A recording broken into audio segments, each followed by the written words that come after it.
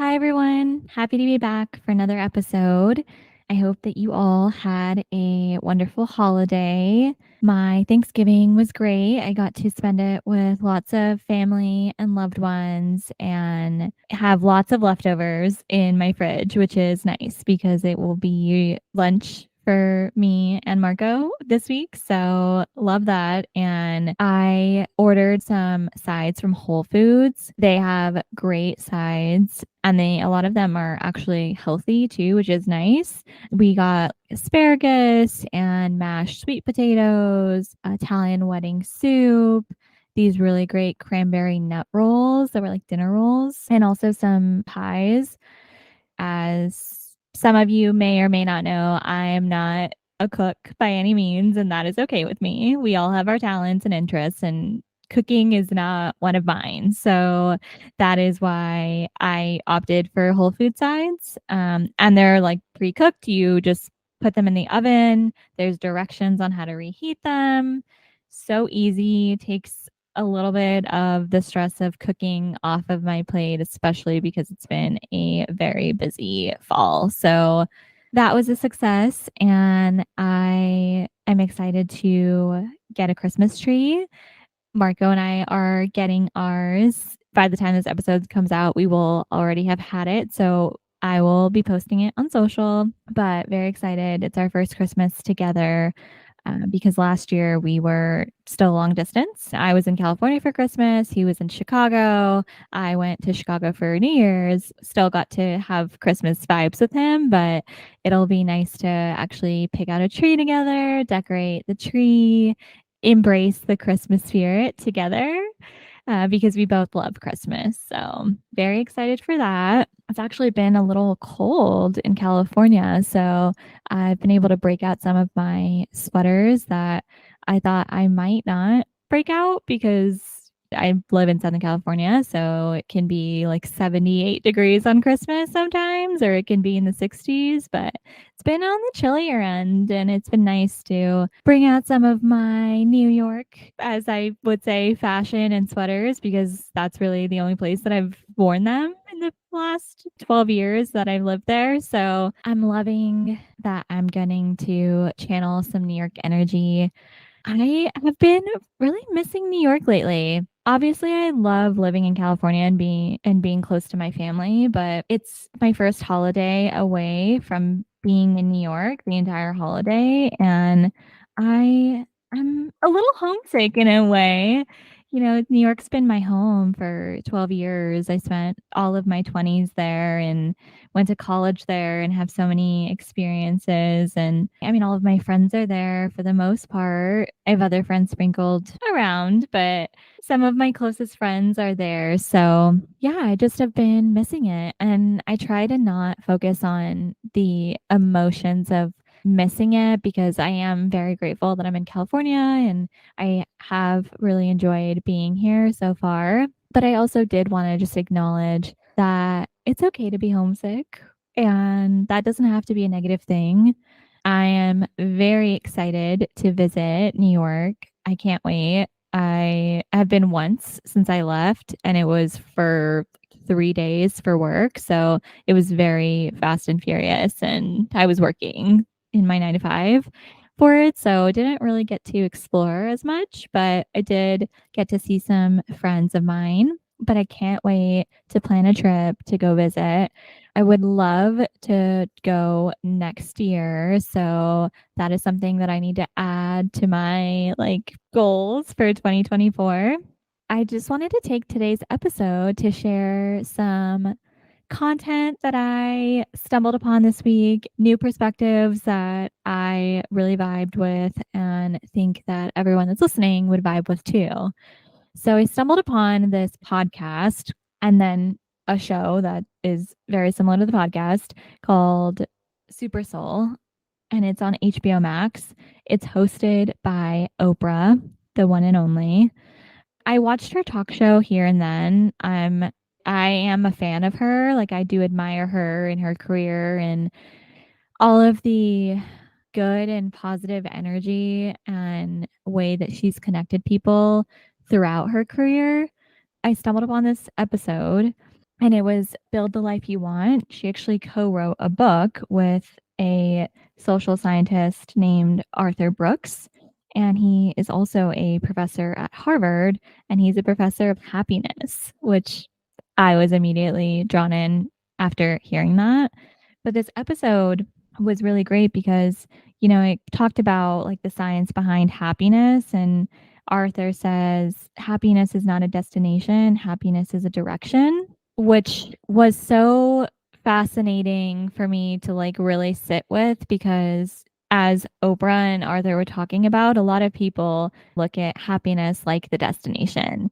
Oprah was giving examples, and when she was on the talk show, people would come on and she'd ask them like kind of what do they want out of life, and a lot of people would say a happy life. And then, the follow-up question is what would get you to have a happy life? Then they don't know what steps they need to be taking to get to that their ideal happy life, which is funny to think about because you want happiness, but you don't exactly know like what for you is going to give you that happiness. And they break down, some of the stereotypical things that people talk about, like money and power, but those actually aren't the most like important things. Studies have shown that lead to having a happier life. And a term that Oprah had coined was happierness. It's really people want happierness. And happiness is a direction. It's a choice that you make in your day to day and something that really needs to be intentional. And this is why I was so fascinated by it because it is very intertwined with manifesting and all of the work that I've done over the past couple years with manifesting and shifting my mindset to be more like positive, solution oriented, really focused on the result and reality that I want to bring to life and less on the thing that I may be lacking and I don't have yet. I'm going to include it in the podcast notes so that you can listen to it if you'd like to. But in addition to this podcast, Oprah also has an interview series on HBO Max that came out in 2021. So it's not new, but it's new to me. So I'm sharing it with you. But it is a series and she interviews different celebrities. I watched two of the episodes, one with Chip and Joanna Gaines. They're a married couple that had their own show on HGTV called Fixer Upper. If you are a fan of interior design, home renovation, flipping houses, all of that, check out the show. I mean, they're also entrepreneurs, so highly recommend. I watched all seasons and they actually stopped the show at one point, like after doing it for so many seasons. And then now they have their own network, Magnolia Network, and they have additional shows. So they are true entrepreneurs and have helped so many people because they usually would flip, like they'd buy homes that were not great looking and turn them into this beautiful thing. So they're also restoring old homes and giving them new life, which is a beautiful thing to see instead of just like tearing something down. So a big fan of that. Priyanka Chopra Jonas was one that I watched, an Indian actress, and she's also a film producer. She also won Miss World in 2000, which is a while ago, but she's still with it. So she's actually one of India's highest paid actresses, and she is also an activist. So she's a boss and an inspiration because she comes from very humble beginnings and she happens to be married to Nick Jonas slash Nick Jonas is married to her. She's her own person. So her interview with Oprah was inspiring. The setting of the show is in Oprah's garden, which is beautiful. And something that really resonated with me that Oprah said to her was every single moment, every choice that is made determines the moment that allows us to sit and talk to each other now in my garden. It really made me like pause and think because this also kind of intertwines with manifesting and just really trying to live an intentional life and be present in our own lives, like take an active role. We be in the driver's seat of your own life, which is something that in my manifesting journey, I have learned to do and practice. But I also acknowledge that you can feel sometimes like you're a passenger in your own life, depending on what you're going through and the tools that you might have to navigate them because we aren't all given the same tools, as children. We are like a creation of our own environment. And I can acknowledge that. Like, I have done a lot of work on myself over the years, like through therapy and listening to lots of podcasts, especially podcasts that have interview people that have like that are therapists or just different life experiences and really like embracing new perspectives. So I am a true believer of like every choice that is made and does impact, the next thing. That can be an exciting thing also. So in the interview, Priyanka talks about her life and she talks about how her brother entered her into her first pageant that then led her to winning Miss World and brought so many opportunities in her life. She embraced it, she could have like shied away from the pageant and self-sabotaged but she leaned in and that opened so many more doors for her. So it's, going back to the fact that your perspective is so powerful and how you choose to act and approach like life and challenges or unexpected things and pivots, can just bring so many great things. And while they can be challenging and maybe a little daunting, it also allows you to learn. And that's something that Oprah and Priyanka talked about, which, this willingness to learn in life and knowing that life is a gift is something that I wanted to share here on the podcast because the willingness to learn and goes hand in hand with willingness to embrace new perspectives. If we are closed minded and unwilling to expand our mind and push ourselves out of our comfort zone, then that might take a little longer for you to get to that end result because it takes a village and no one does it alone. And that's okay if you wanna do it alone and, go for it. Everyone has the right to do you. But I have seen through experience that embracing new perspectives and willing to, like, learn about yourself by pushing yourself out of your comfort zone or entertaining a conversation with a stranger or entertaining a conversation with a family member on a topic that you might not be as knowledgeable on. Listening sometimes. You can definitely learn a lot through listening. And just remembering that life is a gift. As hard as life may get, at the end of the day, it is a blessing. The ball's in our court on how we choose to live it. There is so much out there in the world that's waiting for us to discover. So I don't want to sound cheesy and like woo woo, but I do truly believe through my own life experience as well that there is beauty in overcoming challenges and embracing new perspectives. You can also become a more well-rounded person because, you're just embraced and entertained different perspectives and it's not necessarily beliefs that you have to adopt yourself, but really truly like hearing and listening and learning, what works for you or not is a trial and error like in itself and can help you learn about yourself. And we grow as people, in life. Like year to year, we have new challenges that we're embracing or obstacles and life experiences that are changing us, through also life milestones. So I really resonated with the interview and felt like it really encouraged intentionality and taking ownership of our lives. And I'm here for that.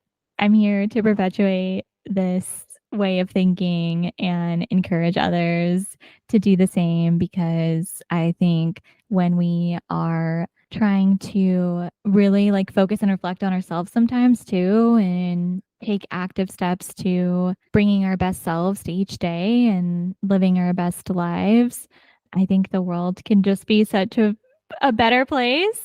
Wanted to share my thoughts and highly recommend checking this out if you are interested in this type of content. I am excited to listen to more of the podcast episodes that Oprah has, and we'll be sharing any other cool, great learnings here. And yeah, there was this four pillars of happiness that they also talked about: faith, family, friends, and work that serves. That paired with, the power of metacognition, which the simplest way to explain this is retraining your brain to think positively. There's studies that have shown that humans are just have more space in our brain to store negative like thoughts and feelings, which is very interesting to think about, in my opinion, in this day and age with social media and the state of the world. We're also just skewing like more negative, and there are studies that there's a happiness slump in America specifically, which for me tracks. I mean, I think it's 2023. We had COVID. COVID is feels like it's kind of here to stay. Luckily, not as bad as it was when, the pandemic first happened, but lots have changed in our lives in the past few years and even year. And a lot of that impacts our day to day life and our mental health. And luckily, we're in a day and age where talking about mental health and self care is becoming more normalized, and corporate America is embracing mental health finally. And, we're making positive steps there, but that, dealing with inflation. So, that being said, faith, family, friends, work that serves, those are the four key pillars to happiness. And I wanted to share that with everyone that's listening, because that, what you don't hear in this is like power or money. And obviously, those are things that are nowadays essential to living the life that we want to live. But those aren't the key pillars that are going to lead to a happier life. So, food for thought. And definitely check out this episode if you are wanting to hear more. There's a lot of science that's backed this. So it's not just, willy nilly like opinions, which is also, I think, so fascinating how there's starting to be more science tied to like just human behavior. And there's always been that. But I just think in the day and age that we're at, and social media and how much social media impacts also society, there's just so much more data now. And I think it's important to talk about because it's something that we are continuing to face day to day. And instead of like just knowing it in our heads, actually talking about it and trying to, connect and inspire people to maybe focus a little bit less on social media and more on their like personal mental health. I think that could go a long way, and us deminimizing a bit the importance of social media as status, because I feel like in my life, there was a time when social media wasn't a thing, and then in middle school, going into high school, MySpace was a thing, and I had a MySpace and then Facebook and Instagram. The rest is history, and now there's just so many social media platforms, and each of them has their own, kind of like purpose and vibe. And Twitter is, as most of you probably know listening, Twitter, I feel like just all of this negative, like it's a space, it's become a space that is skewing more negative, and where people are sharing their opinions, but they're also like really damaging to other people's lives. And that's become normalized. And that, in my opinion, is terrifying. And then you have Instagram, that is more like people comparing themselves sometimes to each other. And then there's Facebook, which anyone who's in Gen Z is like, that's for old people. I mean, I still have a Facebook. I'm not gonna get rid of it. I feel like you can still stay like in touch with people that maybe you aren't following on Instagram, but it's nice to, still see what's going on in people's lives, especially nowadays that everything is just so busy. And I feel like sometimes it's like harder to keep in touch with people. And maybe that's because of like hustle culture and just rising inflation and people like being spread thin sometimes. But I do love that Facebook has allowed me to keep in touch more. That Facebook has its own problems, but not on there enough. And same thing with Twitter. I'm not really on Twitter. Instagram and Pinterest are the platforms that I'm on the most. And honestly, Instagram more so for inspiration for like ways to practice mental health. It's inspiring to see other entrepreneurs that have really like used the platform to spread positivity and really like share advice for free with other like creators and even just normal people. That's the biggest reason why I use it and to try to do the same. And then Pinterest, just love. I love Pinterest so much. I've had it for years and I don't use it as much, but I do have some boards that help keep me inspired for like fashion, for fall and winter, spring and summer, hair ideas. So I feel like that is also a huge source of inspiration for me. Anytime I am planning for like a big trip, I will search on Pinterest because there's so many like blogs and posts that are like 5 days in Italy and 5 days in Tuscany. And that gives me lots of inspiration for like how I want to plan my trip or just ideas. So I love that it's information sharing and it's like positive. It's a positive space in the digital world that I think is very much needed and very underrated. But people are sleeping on Pinterest, and that's okay with me because I love it. And that's my PSA for Pinterest. But, this idea of like self care during the holidays is something that I wanted to talk about in today's episode because I have been feeling the burnout a little bit. I think this year is honestly catching up to me, just the move and all of the life changes that have happened this year. So, as we wrap up November, I wanted to use this time to keep it light and remind everyone that self care is essential and so necessary for our mental health. And self-care comes in many different forms.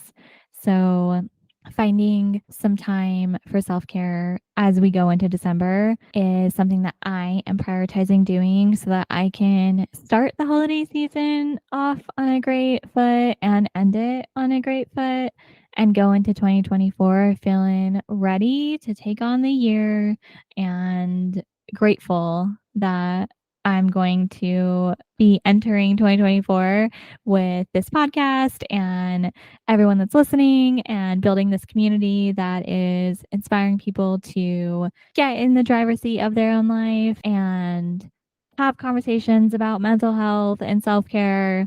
And as we go into the holiday season, I wanted to share some holiday shopping tips to hopefully help make your holiday shopping a little easier this year. So I use Google Sheets. I'm a big fan of all things Google Drive, but Google Sheets is my jam. I have been using it for years, but especially for holiday shopping the last couple years. So what I do is I have like a template that has, I add in the names of who I'm buying gifts for. I add in links. There's like a column for links for inspo or potential gifts that I might buy. And then also a column for like the cost of those. And then that all gets tallied up so I can see in total like what I'm spending this holiday season. It's really helpful if you're on a budget or you want to reference back to what you purchased the previous year. Maybe you're like, oh, I bought this for so and so. And then the next year, like, I think this would be a great gift for this other person because like in my opinion, that's totally normal. And then, just making it easier to like keep track of like actually what you're buying for people so you don't have a million tabs open in your phone or your computer and then you like lose that tab and then you're like, "Oh, damn, like what like where is that?" So, overall, I have found using Google Sheets is great and highly recommend, especially if you're someone that like has a big family or is like on the go and just needs like one place to keep everything and the nice thing with it being on Google Sheets is you can have it on your computer, you can have it on your phone, you can also share it with a partner, a family member, if you're collabing on buying gifts. I also use Google Sheets for like trip planning, especially with friends, because it's so easy for us to like input our ideas and share and collab. Versus like having to have everything like tracked maybe in text messages. If you're open to it, try it out. I highly recommend it. I already made mine. I need to share it with Marco, but I've started to add some gift ideas on there. And it also just like kind of helps peace of mind because I can visually see like, okay, checked this person off the list. This I'll also add like a has it been ordered? So I am not like having to look through my email as much to be like, oh, when did I order this? Is there confirmation? So making holiday gift buying and shopping easier. There's a sale going on with Storyworth now through January 1st. And if you're not familiar with Storyworth, it is a great gift. I actually got this for my dad last Christmas, and essentially it is a way to preserve meaningful moments and memories, and it binds it into a book. So each week, the person gets an email with a question to answer, and then they sign into the little platform. It's very easy. They answer the question, and that just gets saved in the platform. And at the end of the year, it all gets bound into a book. You can choose between a hardcover and a soft cover, and you can there's actually templates for the cover, so you can add in pictures to personalize it a bit more, and you can actually add copies for the book at an affordable price. So great gift if you're doing it and you have siblings and you're doing it for your parents, and then you can make copies and everyone can have a book. There's questions that are already like default to ask, and then there's also questions that you can write in yourself. So I've done a little bit of both. I started with the questions that Storyworth had, and you can actually arrange them how you want. If you are someone that is a little bit more sentimental, or highly recommend, and you just can learn so much about your loved ones that you maybe also didn't know, and have this in a book that you keep forever. I think it's a special gift. So I will include a link to Storyworth in the show notes. But if you're trying to think of holiday gift ideas, definitely check it out. It is very user friendly. So if you're like worried about it being too complicated, it's not that complicated. And I also have like the shared login. So it's easy to help troubleshoot if you are thinking about doing it for a family member that might be a little older, a little less tech savvy. And it's once a week, and then at the end of the year you can choose to continue it or end it, and then it'll bind to the book, and you can help like customize it. Super simple. Great gift. So highly recommend Storyworth. That's my gift ideas for this episode, but I definitely will have more. So I will be sharing along the next few episodes for anyone that might need some inspiration for gift ideas. I love gift giving, and I especially love gift giving like gifts that are like kind of personalized to the person in a way, because I just, it's not about the money or like who got the best gift, but just something that you're going to give someone that they're like going to use and it's useful. Um, that's just my 2 cents, but I hope you all have a wonderful week, and I'm so excited to be back next week. December is going to be a great month. I'm very excited to get to be around my family this holiday, and I will be sharing what's to come in December in the first episode. So stay tuned. We also have a mini episode series coming out in December to wrap up the year. So, very excited for that. They will be short and sweet episodes. I will tease what they are going to be in next episode. Until then, I love you all. Thank you for listening. If you'd like to leave a review or a rating wherever you're listening, I would appreciate it so much. Hope you come back next week. Talk soon.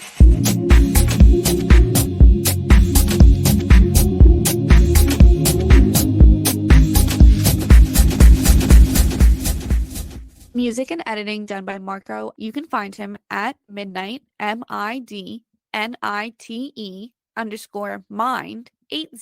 on Instagram for more of his work.